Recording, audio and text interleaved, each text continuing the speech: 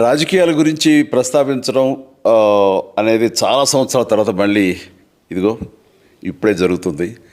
దానికి ప్రధానమైన కారణం తమ్ముడు పవన్ కళ్యాణ్, అలాగే చంద్రబాబు నాయుడు గారు తెలుగుదేశం నుంచి, బీజేపీ నాయకత్వం వీళ్ళందరూ ఒక కూటమిగా ఏర్పడ్డారు. అది చాలా సంతోషం, మంచి పరిణామం. ఈ సందర్భంగా మరీ ముఖ్యంగా ఈ రోజున నేను ఇట్లాగా మాట్లాడడానికి ప్రధానమైన కారణం నా మిత్రుడు, చిరకాల మిత్రుడు సీఎం రమేష్, అట్లాగే పంచగల్ రమేష్ రాజకీయంగా అరంగేట్రం చేసింది నా బ్లెస్సింగ్స్ తోటి. అది తను. అలాంటి పంచగల్ రమేష్ అండ్ సీఎం రమేష్ గారు వీరు నాకు కావలసిన వాళ్ళు ఇద్దరు కూడాను అనకాపల్లి కాన్స్టిట్యున్సీలో ఎంపీ క్యాండిడేట్గా, అలాగే పెందుర్తి ఎమ్మెల్యే క్యాండిడేట్గా వీరు నిలబడటం అన్నది నాకు చాలా సంతోషంగా ఉంది. ఎందుకంటే ఇద్దరు చాలా మంచి వాళ్ళే కాకుండా సమర్థవంతులు.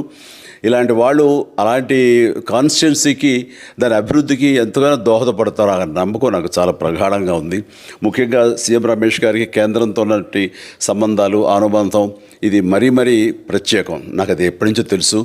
వారి గురించి నేను వింటూనే ఉన్నాను, చూస్తూనే ఉన్నాను. అండ్ ముఖ్యంగా ఆ కాన్స్టిట్యున్సీ, అనకాపల్లి కాన్స్టిట్యున్సీ అభివృద్ధికి ఈయన పరిచయాలు, కేంద్రంతో ఈయనకున్న సత్సంబంధాలు ఎంతో ఉపయోగపడతాయి. తద్వారా రమేష్ అలాగే మిగతా ఎమ్మెల్యేలు అందరూ కూడా ఎవరైతే అభివృద్ధి చేయాలి ఆయా ఎమ్మెల్యే నియోజకవర్గాలు అనుకున్నారో అవన్నీ కూడా సజావుగా సాగిపోతాయంటానికి దాని వెనకాల సీఎం గారి కృషి డెఫినెట్గా ఉంటుందంటే ఎలాంటి సందేహం లేదు. అండ్ వీరి నాయకత్వంలో మిగతా వాళ్ళ ఎమ్మెల్యేలు అందరూ కూడాను కలిసికట్టుగా అనకాపల్లి అభివృద్ధికి ఎంతగానో దోహదపడతారు అండ్ రిజల్ట్ చూపిస్తారన్న ప్రగాఢ విశ్వాసం ఉంది. కాబట్టి వీళ్ళిద్దరి గురించి ఈరోజు ప్రస్తావిస్తున్నాను.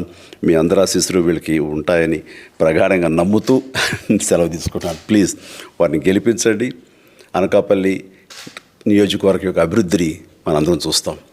అంతేకాదు, నాది చాలా పెద్ద కోరిక, ఆంధ్రప్రదేశ్ అభివృద్ధి పథంలో ముందుకు వెళ్ళాలి. దానికి కానీ మీరందరూ నడుము బిగించండి.